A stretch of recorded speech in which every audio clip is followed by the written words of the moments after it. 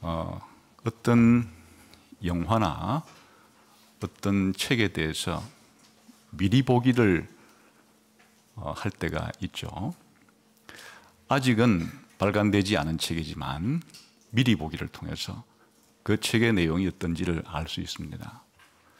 아직은 상영되지 않은 영화지만은 미리 보기를 통해서 그 내용을 알 수가 있죠.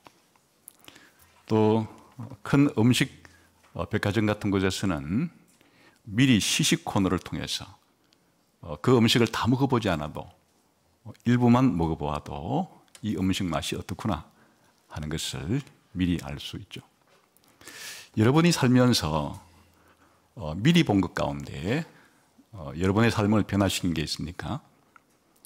그러나 오늘 예수님의 이 변화산 사건은 이 세상에서 인간이 경험할 수 있는 최고의 영광스러운 미리 보기고 최고로 영광스러운 미리 체험하는 것인데, 그것은 무엇에 대한 미리 보기요 미리 체험인가 하면 완성될 하나님 나라에 대한 미리 보는 것이고 미리 체험하는 사건입니다. 그러니 대단히 중요하죠. 정말 중요한 사건입니다. 그래서 오늘은 예수님의 이 변화산 사건의 핵심 내용을 6일 후에 이 사건이 있었다 하는 이것을 통해서 6일 후에라는 것은 어떤 기준점이 있겠죠. 그 기준점은 바로 이 변화산 사건이 일어나기 전에 6일 전에 예수님이 하신 말씀이 이 변화산 사건의 의미를 풀어주는 열쇠가 됩니다. 그게 이제 앞에 있는 구절이에요. 16장 28절을 보겠습니다. 우리 다 같이 한번 읽어보죠. 시작. 진실로 너희에게 이르노니 여기 서 있는 사람 중에 죽기 전에 인자가 그 왕권을 가지고 오는 것을 볼 자들도 있느니라. 이게 예수님의 변화산 사건에 대한 일종의 해석입니다. 죽기 전에 무엇을 볼 자들이 있는가 하니까 인자가 그 왕권을 가지고 오는 것을 미리 볼 자들이 있을 것이다. 그 미리 보는 사건이 바로 이 변화산 사건인 것이에요. 여기에 인자가 그 왕권을 가지고 오는 것을 미리 볼 것이다 그랬는데, 왕권을 가지고 온다, 이게 이제 직역하면 사실은 그의 나라를 가지고 온다. 그 나라라는 말을 좀 뜻이 애매하니까 왕권으로 그렇게 바꾸었지만은 인자가 자기 나라를 가지고 온다는 뜻이에요. 이게 이제 마가복음에 보게 되면 같은 사건을 다루는 마가복음 9장 1절에서는 죽기 전에 하나님의 나라가 권능으로 임하는 것을 볼 자가 있다. 그 인자가 자기 나라를 가지고 오는 것을 볼 자가 있다. 이 말을 또 다른 말로 풀었으면은 하나님의 나라가 권능으로 임하는 것을 미리 볼 자가 있다. 하나님 나라가 임하는 것이다. 이렇게 이제 바꾸어 표현을 하고, 누가복음 9장 27절도 죽기 전에 하나님의 나라를 볼 자들도 있느니라. 그러니까 지금 이 예수님의 이 놀라운 변화산에서의 이 변모 사건은 앞에 이미 해석을 붙여놓은 것이에요. 이 사건은 예수님의 제자들 가운데서 죽기 전에 하나님 나라가 임하는 것을 미리 볼 자들이 있다. 그러니까 변화산 사건이라는 게 뭔가 하면 하나님 나라가 최종적으로 완성되어서 임할 것을 살짝 미리 보여주는 그런 사건이다. 그런 의미예요. 그러니까 이미 해석이 있는 것이에요. 이 사건 자체에 들어가게 되면 굉장히 신비로워요. 예수님의 얼굴이 변하고 해처럼 변하고 예수님의 옷도 해처럼 그렇게 변하는 아주 신비로운 사건이죠. 이게 해석하기가 힘들죠. 왜 이런 일이 예수님께 지금 벌어지고 있는가. 또 구약시대의 대표적인 성도였던 모세와 엘리야가 등장을 해서 예수님과 대화를 나누지 않나. 빛난 구름이 이들을 덮질 않나. 이와 같은 상징적인 사건들은 얼핏 봐서 해석하기가 어렵죠. 왜 이런 일이 벌어지고 있는 건가? 그 앞에 해석이 미리 있는 것이, 미리 해석을 해두고 이 사건이 일어나는 거예요. 이 해석이 뭐라고요? 하나님의 나라가 임하는 것을, 원래 하나님 나라가 완전히 이 세상에 임하는 것은 먼 미래 일이고 종말의 일이죠. 그런데 미래의 종말에 완성될 하나님의 나라를 미리 살짝 보여주는 그런 사건이 벌어질 것이다. 그거를 볼 자들이 있을 것이다. 이렇게 해석을 해 준 겁니다. 그러니까 이 변화선 사건을 이해하는 해석의 열쇠는 바로 하나님 나라가 완성되는 것에 대한 미리 보기 그림이다 하는 것을 알 수가 있죠. 그런데 이 하나님의 나라는 누가 가지고 오는가 하면 인자가 자기의 왕권을 가지고 오죠. 자기의 나라를 가지고 오죠. 이게 인자가 하나님 나라를 가지고 올 때 다른 동반되는 사건들이 있는데 이게 언제 일어날 사건이고 이때 또 무슨 일들이 동반될 것은 그 앞으로 또 나와요. 27절이에요. 16장 27절 읽읍시다. 시작. 인자가 아버지의 영광으로 그 천사들과 함께 오리니 그때에 각 사람이 행한 대로 갚으리라. 그러니까 하나님의 나라가 완성되는 그 시점의 전환점은 인자가 하나님의 영광, 아버지의 영광으로 자신의 천사들을 데리고 이 세상에 이제 다시 재림하는 거예요. 그럴 때 모든 사람들에 대한 심판도 이루어질 것이고 이런 일들이 함께 일어날 것이다. 그런 이야기죠. 그러니까 여기에서 이제 27절에 대한 정보는 뭘 주는 것인가 하면 이런 하나님의 나라를 이루는 분이 누군가 하는 걸 보여주죠. 그 인자라고 표현된 분이에요. 인자가 이 하나님 나라를 이루시는 것이고, 그리고 이 인자가 이 하나님 나라를 이루는 시점은 언제인가? 하나님의 영광을 가지고 자기 천사들을 데리고 오는 때, 이게 언제겠어요? 이게 바로 예수님의 재림 때를 가리키는 거죠. 그러니까 이 사건은 예수님의 재림 때에 온 세상에 대한 심판이 일어나는 그때에 일련의 사건이 벌어지는 것과 더불어서 최종적인 것은 하나님의 나라가 완성이 될 텐데, 그것은 예수님이 이제 와야 일어나는 일이잖아요. 그런데 예수님이 살아계실 때, 지상 사역을 할 때, 재림 때 일어날 사건이지만은 그 사건을 어떤 목적 때문에 미리 살짝 제자들 중에 일부에게 보여주는 사건이 바로 예수님의 변화선 사건이었다. 그런 의미가 되는 거죠.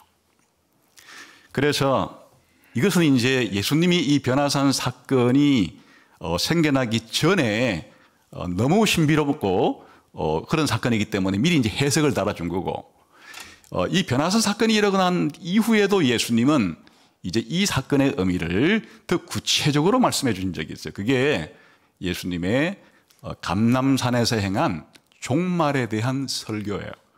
그 예수님의 종말에 대한 설교는 사실은 이 변화산 사건에 대한 확장 해석이라고 할 수도 있습니다. 다시 말하면 변화산 사건이 일어나기 전에 해석판을 붙여주었던 마태복음 16장 26절, 27절을 더 상세하게 풀어 설명해 주신 것이 예수님의 종말에 대한 설교다, 이렇게 생각해도 되는 것이, 한번 보겠습니다. 마태복음 24장에 가서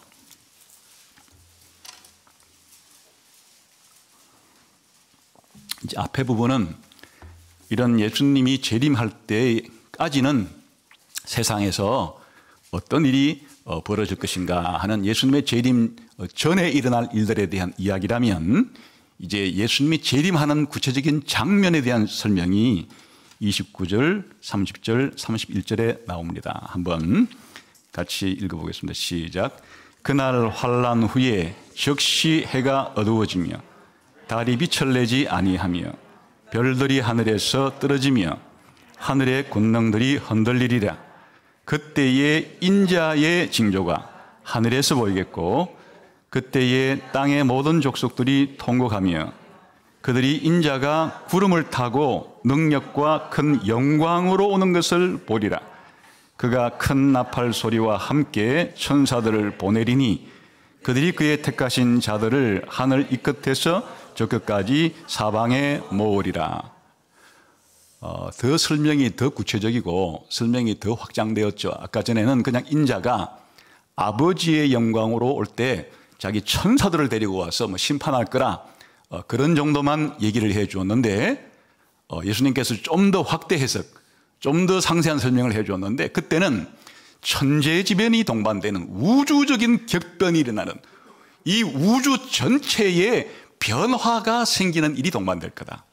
그렇겠죠. 예수님이 재림해서 이제 새로운 세상을 만들기 때문에 현재의 이 세상에 대해서 천지격변이 일어나는 엄청난 우주적인 규모의 사건이 동반되게 될 거다. 그런 이야기가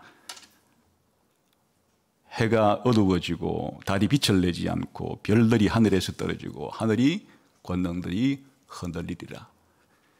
처음 만든 이 세상 자체가 이제 종말을 고하고 그래야 새로운 세상이 열리니까 그런 일이 일어날 거다. 그런 일이 동반될 거다. 정보가 더 추가가 된 거죠. 그리고 인자의 징조가 하늘에서 열릴 때 아까 전에는 그냥 모든 사람을 자기 행한 대로 뭐 심판할 것 정도만 정보를 줬는데 예수님께서 더 상세하게 말씀하시기를 모든 족속, 땅의 모든 족속이 통곡하는 일이 벌어질 거다. 예수님을 믿지 않았던 지금까지의 모든 구원받지 못한 사람들에게 엄청난 재난이 벌어지는 그런 사건이 일어날 거다. 그런 얘기겠죠. 그리고 아버지의 영광으로 온다는 얘기가 좀 더 확장되어서 구름을 타고 능력과 큰 영광으로 오게 될 것이다. 구름 타고 온다는 얘기까지 첨가를 시켰어요. 그 다음에 31절에 보게 되면 큰 나팔 소리가 동반되고 천사들을 보내서 택한 자들도 불러 모을 것이다. 그러니까 모든 불신자들은 엄청난 심판에 직면하게 될 것이고 모든 신자들은 영원한 최종 구원에 이르게 될 거다. 이런 일들이 벌어질 거다. 이럴 때 일어나는 일을 변화산에서 미리 맛보기를 해준 거다. 그런 의미죠. 그래서 이 변화산 사건의 의미는 예수님 재림 때 일어나게 될 세상의 완성, 세상의 종말을 미리 축소해서 보여주는 역할을 하는 것이다. 그런 말이에요. 그리고 마태복음 이제 24장, 25장 전체가 한 묶음으로써 예수님의 종말에 대한 사실은 일종의 예언이고 설교인데 그거를 이제 맨 끝에 적용하면서 마무리하는 비유가 양과 염소의 비유예요. 이것으로서 이제 종말에 대한 예수님의 설교를 마감하는데 그 종말에 대한 설교를 마감하는 것도 굉장한 시사적인 내용을 가지고 마감을 합니다. 한번 마태복음 25장 31절을 봅시다.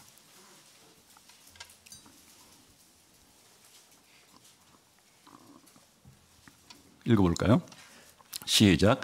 인자가 자기 영광으로 모든 천사와 함께 올 때 자기 영광의 보좌에 앉으리니.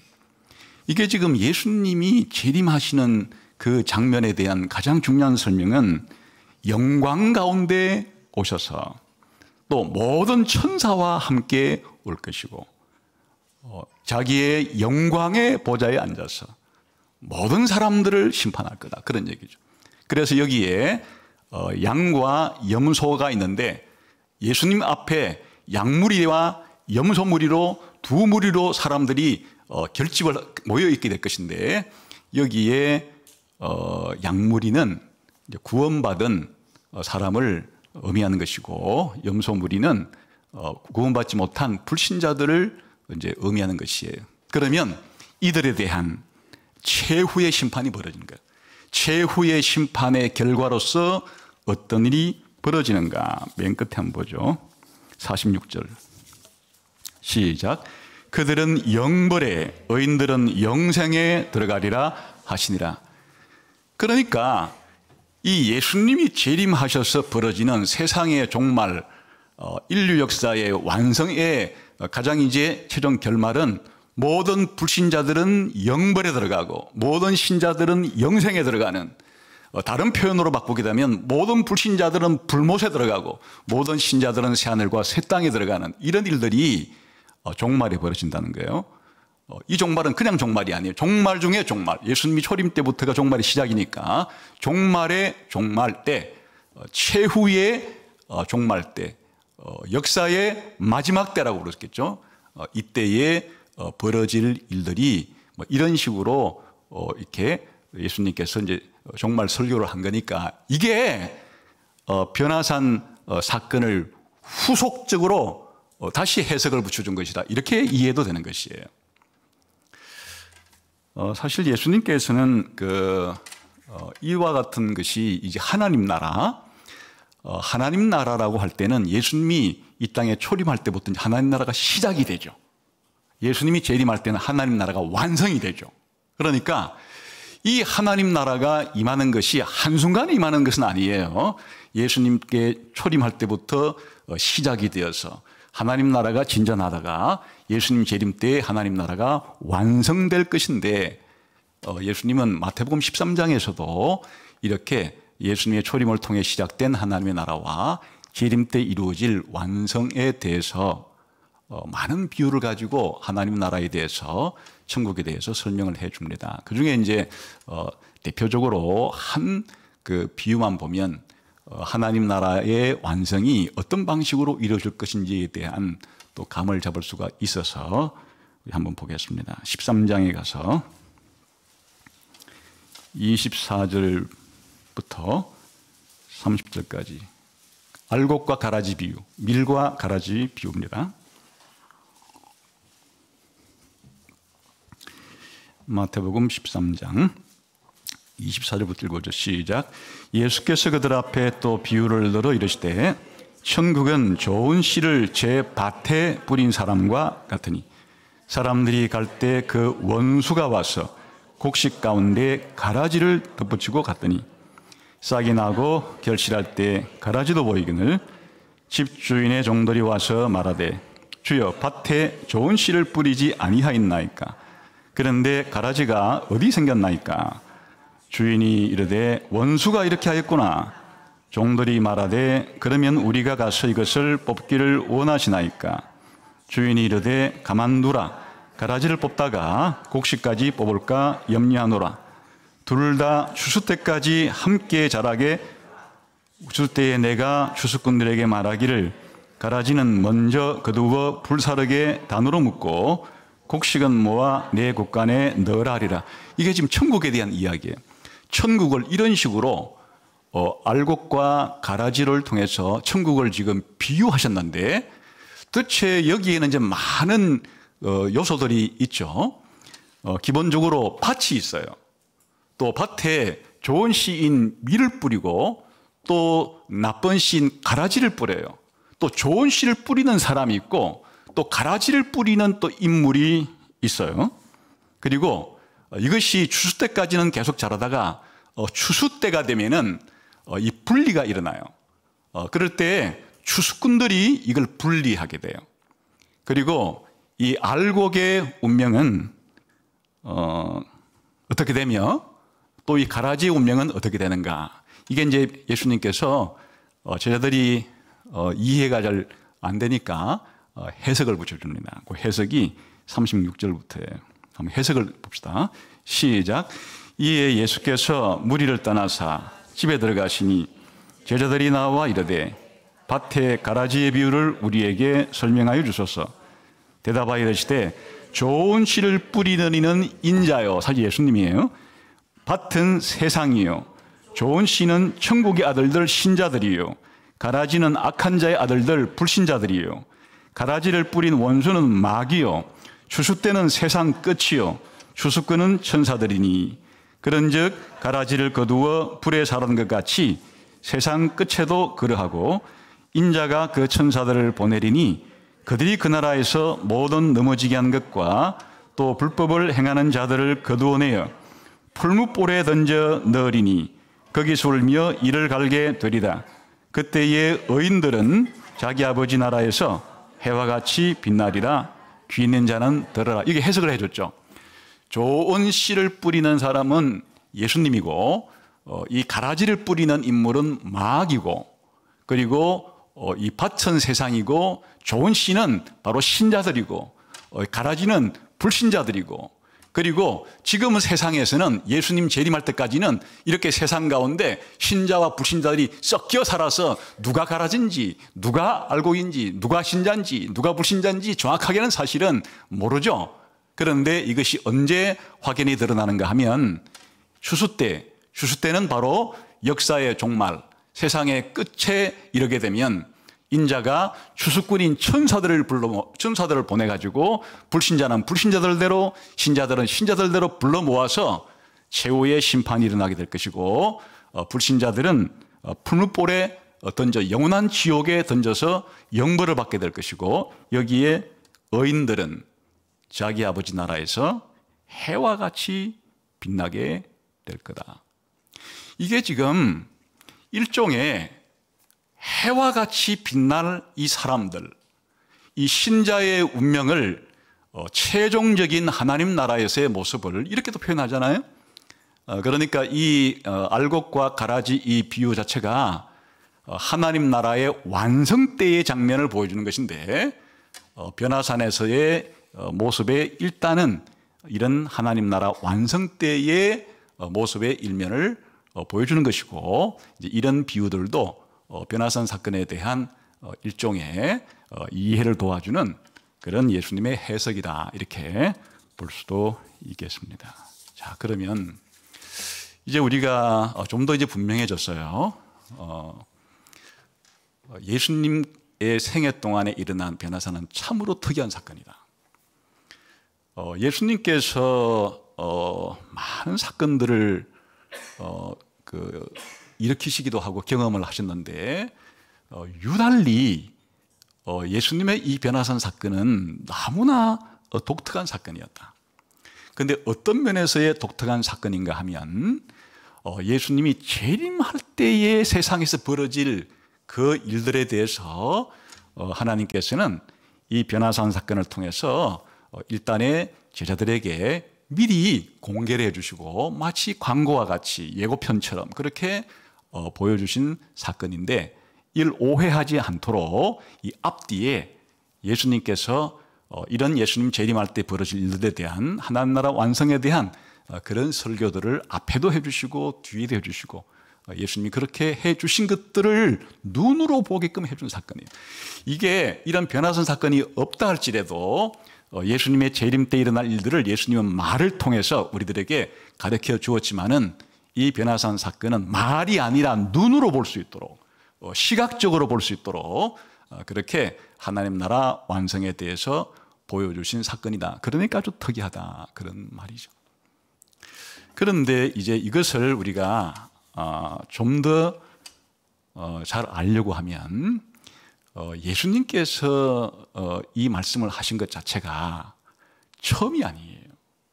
이렇게 하나님 나라가 완성될 때에 무슨 일이 벌어질 것인가, 또 누구를 통해서 하나님 나라가 이렇게 완성될 것인가 하는 이 이야기는 예수님 입으로 처음 한 이야기가 아니고, 예수님께서 인자가 자기 영광으로 올 때 천사들을 데리고 와서 이런 일들을 하게 될 것이다.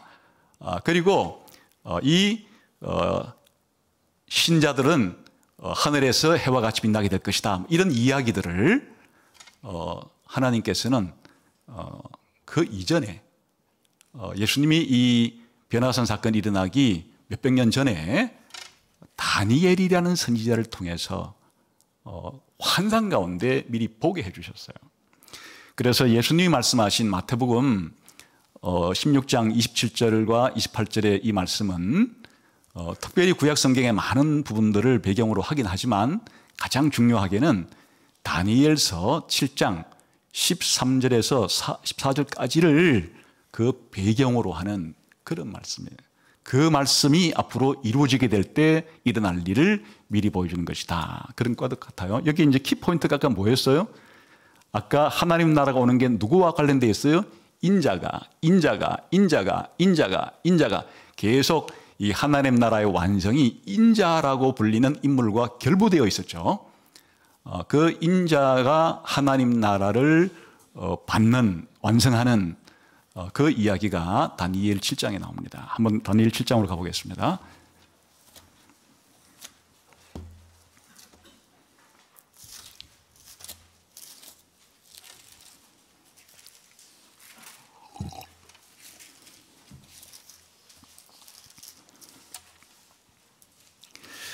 다니엘 7장은 이제 전체적인 내용 자체가 이 세상 나라, 예수님이 오실 때까지 존재하던 세상 나라는 말 끄고 예수님이 재림을 할 때 하나님께서는 예수님을 통해서 하나님 나라를 완성시킬 거다 하는 게 주제예요. 다니엘 전체의 주제이기도 하고 이 다니엘 7장의 주제이기도 합니다. 이제 그 이야기가 어떻게 펼쳐지는가 하면 시간 관계상 다 읽을 수 없기 때문에 1절부터 8절까지는 이 세상 나라들을 4마리의 짐승으로 비유해서 이런 출몰하는 짐승들이 나라를 가리키는 겁니다. 이런 나라들이 이 땅에 세워졌다가 망하고 할 거다, 그런 이야기고, 그 다음에 이제 9절부터 12절까지는 세상에 대한 최종 심판, 하나님 나라가 완성될 때에 최종 심판을 할 보호자에 앉아 계시는 아버지 하나님에 대한 묘사예요. 그리고 이제 13절, 14절은 인자라는 인물에 대한 묘사입니다. 그래서 어디부터 읽으면 좋은가 하니까 9절부터 읽으면 좋을 것 같아요. 9절부터 시작. 내가 보니 왕자가 놓이고 옛적부터 항상 계시니가 좌정하셨는데 그의 옷은 희기가 눈 같고 그의 머리털은 깨끗한 양의 털 같고 그의 보좌는 불꽃이요 그의 바퀴는 타오르는 불이며 불이 강처럼 흘러 그의 앞에서 나오며 그를 섬기는 자는 천천히요 그 앞에서 모셔 선 자는 만만이며 심판을 베푸는데 책들이 펴 놓였더라. 요 정도만 읽겠습니다. 지금 여기에 보호자에 앉아 계신 분이 계시는데 그분의 머리털, 그분의 옷이 어때요? 그냥 빛나요. 하얀색으로 그렇게 빛나고, 그 다음에 그 분이 앉은 이 보호자 자체가 그냥 불이에요. 불이 이 보호자로부터 나와서 이제 온 세상을 심판하는 그런 장면이, 천사들이 또 여기에 천천과 만만히 도열해 있어요. 그리고 심판을 위한 책들이 펼쳐져 있고, 여기에 지금 이 다니엘의 눈으로 본 장면은, 이건 다니엘이 그 역사적인 현실로 본 게 아니고 지금 상상이 아니라 환상을 보여준 건데, 보좌가 벌써 빛나잖아요. 불로 빛나는 보좌예요. 그 앉아 계신 분도 아주 빛나는 그런 분이에요. 자, 이런 분이 계시는데 여기에 이분은 당연히 신약 성경으로 말하면 아버지 하나님이에요. 이 보좌에 앉아 계신 분으로 묘사되는 분은. 그런데 여기에 또 다른 인물이 하나 등장을 해요. 이게 이제 13절, 14절이에요. 읽어봅시다. 시작.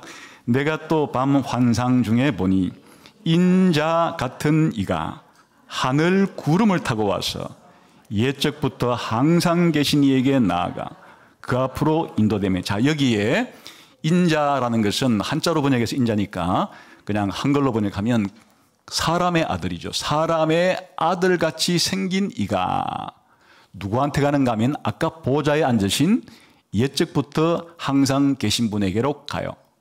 근데 그 보좌에 앉으신 분 자체도 지금 어떤 모양으로 하고 있어요? 의자에 앉아 계시고 머리털과 옷이 하얘니까 그 보좌에 앉아 계신 분도 누구처럼 생긴 분이에요?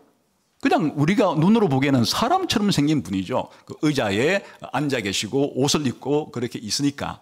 근데 꽤 나이가 많게 보이는 그런 분이라는 거예요. 그러니까 요 인자의 아들 그 사람의 아들 같은 이가라는 것은 문맥상 누굴 가리키는가 하면 바로 보좌에 앉아 계신 그분의 아들 같은 이가 그 보좌에 앉으신 분에게 나아간다, 그런 얘기예요.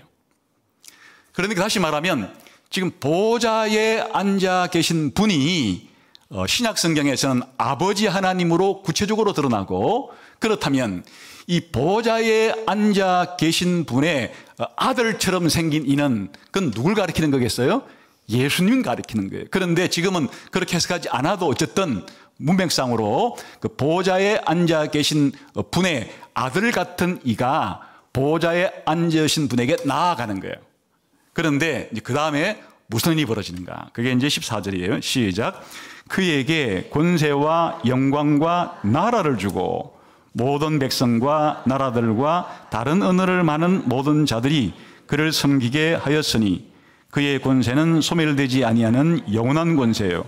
영원한 나라는 멸망하지 아니할 것이니라. 그러니까 이제 결과가 뭔가 하면 보좌에 앉아 계신 분이 보좌에 앉아 계신 분의 아들에게 뭘 주는 거예요? 나라를 주는 거예요. 나라와 권세와 영광을 그에게 주어서 그 나라의 모든 백성들이 그 인자를 섬기게 되고 그 인자는 아버지께로부터 이 영원한 나라를 그렇게 세우도록 임명을 받아서 영원한 나라를 세우는 거고, 그런데 이 나라의 특징이 이제 앞에 나오는 짐승의 나라들과의 차이점이 뭔가 하면 이 예수님이 세우실 영원한 나라 이전에 세워졌던 이 세상의 모든 나라들은 영원하지가 않아요. 다 일시적으로 있다가 멸망할 나라들이지만은 이 보좌에 앉아 계신 분이 인자 같은 이에게 주신 이 영원한 이 나라는 영원한 나라여서 멸망하지 않고 영원 무궁토록 있게 될 나라다. 그러니까 하나님 나라 완성에 대한 이야기예요. 이 하나님 나라의 완성이 보좌에 앉아 계신 분이 사실은 하는 것인데 누굴 통해 하는가 하면 그분의 아들인 인자 같은 이를 통해서 그의 나라를 만드는 거예요. 그래서 그 나라의 모든 백성들이 인자를 섬기게 되는, 다시 말하면 인자는 하나님의 나라를 이 땅에 만들어서 하나님 나라 백성을 통치하고 다스리는 이런 이야기가 다니엘 7장 13절 14절인데, 여기에서 인자의 이 정체성, 인자의 신분은 무엇인가 하면 바로 기본적인 정체성은 보좌에 앉아 계신 분으로부터 사명을 받는 거예요. 그 사명은 무엇인가 하니까 바로 이 영원한 나라를 세우는 거예요. 이 영원한 나라를 세워서 영원한 나라에 대한 원수들은 심판하고 영원한 나라의 백성들은 불러 모아서 하나님의 통치를 받게 만들고 하는 사명을 받은 자인데, 그런데 이 사명을 받은 이 자가 단순한 생김새는 사람처럼 모양을 통해서 보이고 있지만은 실질적으로는 이 인자는 누구를 가리키는가 하면 바로 보좌에 앉아 계신 하나님과 동등한 신적인 존재로서의 하나님의 아들이란 뜻이에요. 그래서 여기에 그건 뭘 보고 알 수 있는가 하면 두 가지를 통해 알 수가 있는데, 하나는 바로 인자라고 말할 때 그 사람의 아들이란 뜻이 문맥상으로는 그 보좌에 앉아 계신 분의 그 신적인 아들이란 뜻이고, 그러니까 그냥 사람의 아들이라고 부른다고 해서 사람을 가리키는 게 아니에요. 이 다니엘 7장에서의 문맥은 바로 보좌에 앉아 계신 그 하나님의 아들을 가리키는 표현이에요. 그리고 이가 아버지 하나님께 나갈 때 구름을 타고 가요. 그 구름을 타는 존재는 구약 성경에서 하나님만 구름을 타는 거예요. 하나님만 구름 가운데, 영광의 구름 가운데 자기를 드러내시는 거예요. 그러니까 이 구름을 탄다는 것 자체가 신적인 표현이에요. 그래서 이 다니엘 7장 13절과 14절에 나오는 그 인자는 그의 신분이 기본적으로 양면성이 있다는 걸 볼 수 있는데, 하나는 보좌에 앉아 계신 분으로부터 일종의 사명을 받아요. 그 미션, 기본적으로 과업을 받아서 그 과업이 무엇인가 하니까 바로 하나님의 나라를 완성하는 이 일을 하는 것이 사명인데, 그분의 기본적인 신분은 단순한 인간으로서의 그런 메시아가 아니라 하나님의 아들로서의 신성을 가지고 있는, 보좌에 앉으신 분과 하나님으로서는 사실은 동등한 그런 신적인 존재, 신적인 하나님의 아들이 바로 인자라고 표현된 분이다. 바로 예수님 말씀하시는 것은 변화산에서 일어나는 이 일이 다니엘 7장에서 예고된 그 일의 맛배기고, 이 다니엘 7장에 일어나게 될 이 사건은 실제로는 내가 재림할 때, 그때 이 다니엘 7장에 나오는 이야기가 완전히 완성될 것인데, 그 완전히 완성될 것에 대한 미리 보기가 변화산에서 일어나는 것이다. 이렇게 예수님께서 설명을 해주고 계신 것입니다. 여러분, 여기서 우리는 이 변화산 사건을 통해서 이제 기본적으로 두 가지 사실을 확신할 수 있는데, 하나는 우리가 믿고 있는 예수님은 누구신가 하는 것이에요. 이건 이제 성경 전체에서 가장 중요한 문제이죠. 우리가 믿는 예수님은 누군가. 그냥 세상에 불교를 믿는 사람들은 고타마 시탈타, 일명 부처라고 불리는 사람의 가르침을 따라요. 그가 가르치는 손가락을 보고서 그냥 그의 가르침이 내가 받아들일 만하다. 뭐 신이라고 믿는 이런 건 아예 없어요. 그 불교는 무신론이기도 해요. 그냥 그의 가르침이 옳다고 생각되기 때문에 그를 따르는. 뭐 유교라는 것도 마찬가지잖아요. 유학 혹은 유교라고 불리는 공자는 그냥 사람일 뿐이에요. 그냥 그 당대로 볼 때는 조금 똑똑한 그냥 선생. 그러니까 논어에 기록된 그런 정도의 당시의 사회 문제, 당시의 윤리 문제에 대해서 다른 사람보다는 조금 더 똑똑한 소리 한 사람, 뭐 그런 정도라고 믿고 따르는 거죠. 마호멧교에 그런 마호멧도 마호멧을 신이라고 그러면 이슬람교에서 맞아 죽어요. 신성모독이라고. 그냥 마호멧은 알라라고 믿는 자기들의 신의 선지자일 뿐이다.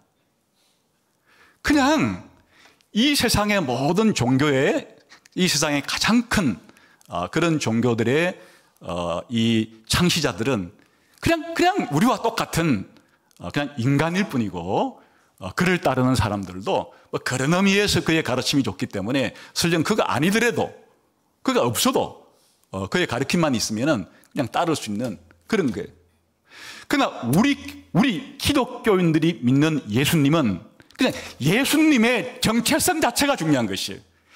예수님이 바로 우리와 똑같은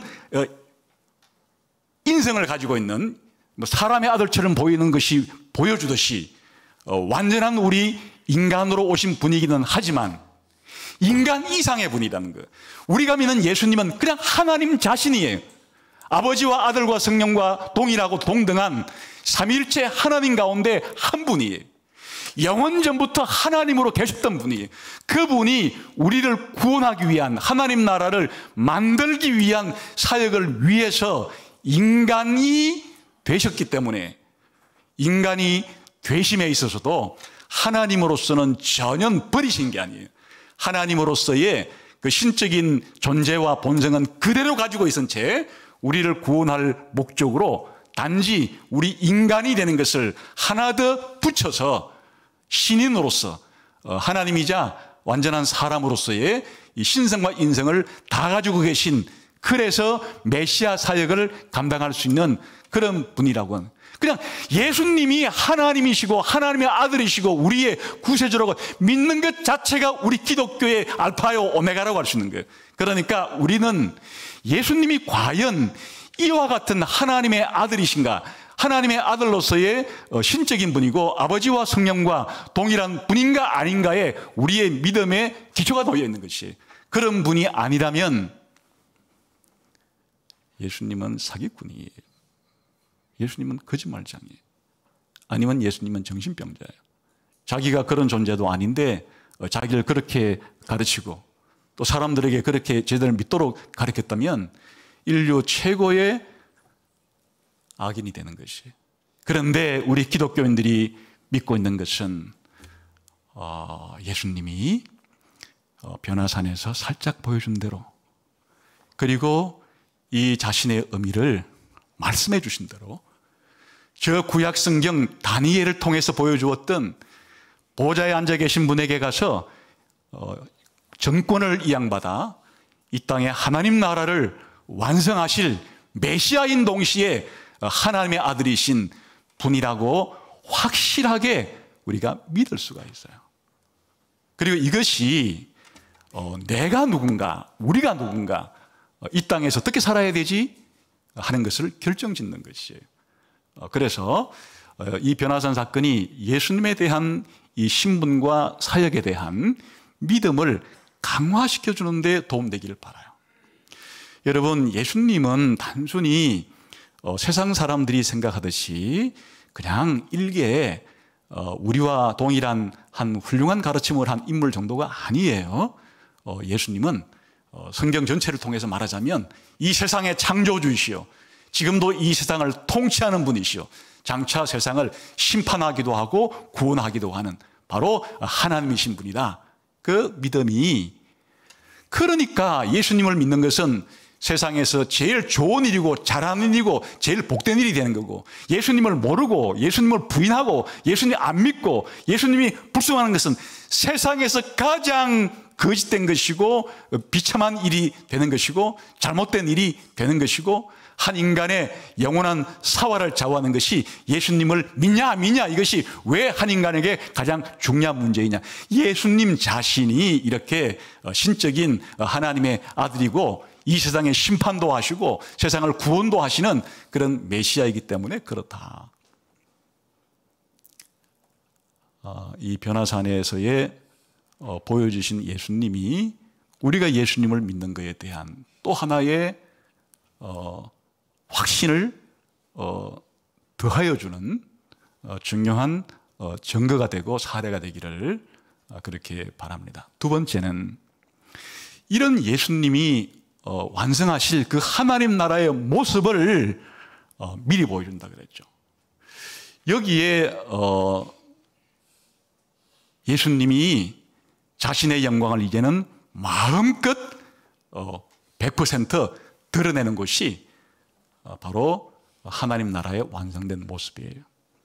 예수님이 이 땅에 계실 때는 그 영광을 잠시 베일에 쌓아두듯이 감추신 상태로 지금 사역을 하니까 사람들이 예수님에게 욕도 하고 예수님에게 돌도 던지고 또 십자가에 못 박기도 하고, 그분의 영광을 모르기 때문에 일어나는 일이지. 이분의 영광을 안다면 이런 일이 일어날 수가 없죠.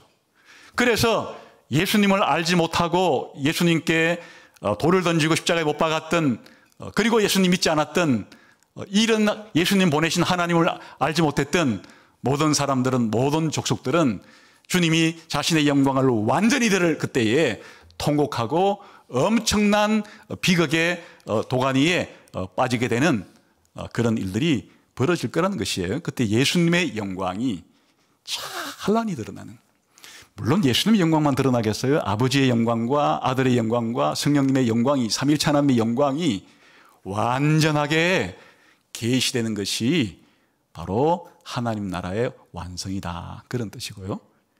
이것만이 아니에요. 이것만이 아니고 완성될 하나님의 나라에는 다니엘서에서는 어느 정도까지만 지금 7장에서 얘기했는가 하니까 그 인자 되신 분을 왕으로 알고 그분을 섬기는 복을 얻고 그분의 통치를 받는 복 정도로 설명하지만은 다니엘서의 끝에 가면 이들이 부활해서 하늘의 별처럼 빛나리라. 그러니까 인자만 영광스러운 존재로 드러나는 것이 아니라 인자의 백성으로서 그분의 통치를 받는 이들도 다니엘서의 끝에 가게 되면 정체를 보여주는데, 이들이 부활하여 하늘의 빛처럼 빛나는, 예수님만 영광스럽게 빛나는 것이 아니라 예수님을 믿는 예수님의 백성들도 빛처럼 빛나는. 그래서 예수님께서 마태복음 13장 아까 알곡과 가라지 비유해서 알곡들은 나중에 하늘에서 아버지의 나라에서 천국에서 해처럼 빛나리라. 그러니까 하나님 나라의 이 완성된 모습은 예수님의 영광만 보여주는 것이 아니에요.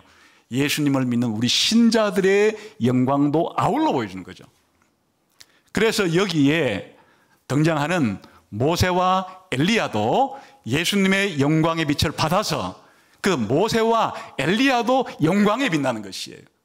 지금 베드로와 야고보와 요한은 빛나지 않겠지만 그들도 언젠가 예수님 재림할 때는 저 모세와 이 엘리야가 빛났던 것처럼 그들도 동일하게 빛날 것이고, 더 나아가서는 예수님이 빛나는 것처럼 그렇게 빛나게 될 것이라는 것을 보여주는 거죠. 물론 여기에서는 다 설명하지는 않지만은 이 좁은 공간에 다 설명할 수는 없잖아요. 이 하나님 나라의 완성이라는 것 자체가 이 사람만 그렇게 빛나는 것이 아니에요. 하나님 나라는 이 온 새하늘과 새 땅 전체가 빛나는 곳이에요. 새하늘과 새 땅 전체가 영광스럽게 바뀌는 곳이에요.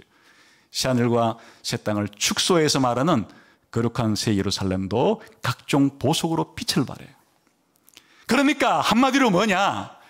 하나님께서 계획하시고 하나님께서 목적하신 이 세상의 완성은 어떤 모습이냐? 영광스러운 곳으로 빛나는 곳이다, 그런 뜻이에요. 다른 말로 말하면 영광의 나라요, 다른 말로 말하면 빛의 나라요. 그러니까 우리가 신앙생활을 할 때 이 큰 그림을 봐야 되는 거예요. 우리의 신앙생활을 정말 제대로 하려고 그러면은 하나님이 보여주시는 이 큰 그림을 살짝이라도 좋은데 미리 봐야 이 세상이 창조 때부터 또 타락하고 지금 흘러온 역사와 앞으로 남아있는 역사가 어떻게 마감될 건지에 대한,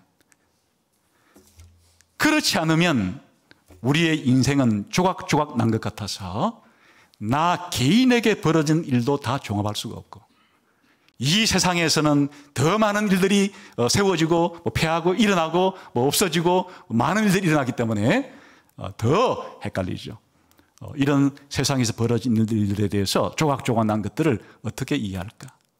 이 모든 것들이 하나의 과정이고 이 모든 것의 끝에 하나님께서 영원전에 세운 계획은 무엇인가? 하나님이 왜 세상을 만들었는가? 왜 인간을 만들었는가?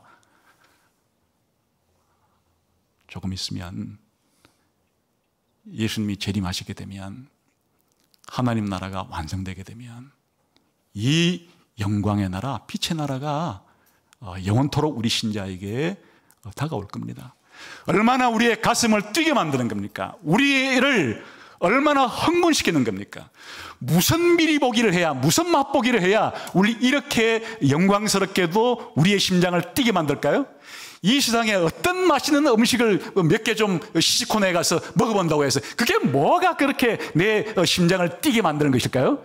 우리가 세상에서 만들어지지 아니한 영화 가운데 뭐 1,000억을 들였다, 2,000억을 들였다, 그런 대작이라고 부르는 그 영화의, 그런 영화의 한 면을 본다고 해서 그게 뭐가 그렇게 우리의 심장을 뛰게 만들까요?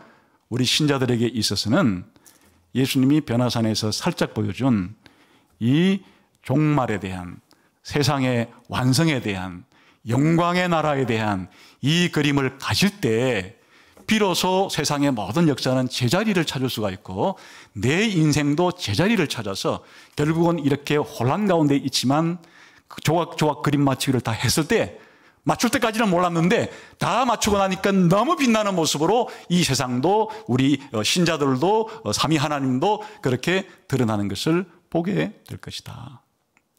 그래서 우리의 기독교인의 윤리를 종말론적 윤리라고 부르는 거예요. 이 사실에 기초해서 오늘을 살아가는 거예요. 이 사실에 기초해서 이 교회 생활도 하는 것이고, 이 사실에 비추어서 우리 가정생활도 하는 것이고, 이 사실에 비추어서 우리의 학교와 직장 생활도 하는 것이고, 이 사실에 비추어서 우리의 시민으로서의 생활도 하는 것이에요. 이게 신약성경 전체 이야기예요. 그런데 이 변화산 사건은 이런 일단의 이야기에 그냥 엑기스를 보여주는 거죠. 그 핵심을 보여줌으로써 이제 예수님의 사역 가운데 이제 예수님은 일단락 사역을 마감했다 그랬어요. 갈릴리 사역을 마감하시고 이제 예수님 앞에 남아있는 것은 바로 고난이고 죽음이에요. 그러나 그 이후에 부활과 성천과 재림이 있을 것이죠. 제자들도 마찬가지예요. 제자들도 예수님을 따랐던 제자들이 그들의 앞길에 남은 길은 고난이고 죽음이, 12제자 가운데 예수님 배반한 가룟 유다 빼고 그리고 사도 요한 빼고 전부 다 교회사의 전성에 하면 전부 다 예수님 갔던 길을 따라서 다 이 땅에서 순교당하잖아요. 사도 요한은 순교를 당하지 않은 순교에 버금가는 삶을 살잖아요. 그러나 그들이 왜 이런 삶을 살 수가 있었는가? 바로 이 진리를 확고하게 믿었기 때문에 조만간 잠시 후면 있게 될 영광스러운 하나님 나라가 완성될 때에 그 모습을 막연한 게 아니에요.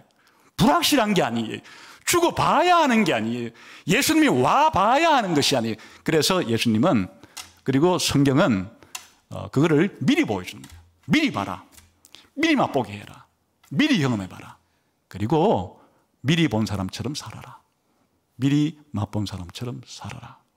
그렇게 하기 위해서 이 사건이 생겨난 것이고 또 기록된 것이라 할 수 있습니다. 그래서 오늘은 엿새후라고 하는 말이고 앞에 나오는 예수님이 인자가 올 때, 예수님이 다시 올 때 하나님 나라가 완성되는 것을 볼 자들도, 전부가 아니에요, 볼 자들도 있을 것이라 라고 한 말씀에 실현이 변화선 사건이고, 이 변화선 사건은 앞으로 올 예수님의 재림 이후에 벌어질 세상의 완전한 완성에 대한 그림을 미리 보여주시고 맛보게 하신 사건이다. 사실 저와 여러분도 오늘 이 하나님 말씀과 오늘 이 설명을 통해서 이제 이 사건을 들은 사람들은 간접적이긴 하지만 우리도 예수님의 영광, 그리고 앞으로 변화될 우리의 영광, 그리고 이 세상의 영광을 보았기 때문에 우리가 남은 생애를 살아갈 때 이 영광을 보지 못한 자처럼 살지 말고 이 영광을 본 자답게, 그리고 영광을 기다리는 자답게 그렇게 살아가는 예수님의 제자들이 되기를 주님의 이름으로 축원합니다. 기도하겠습니다.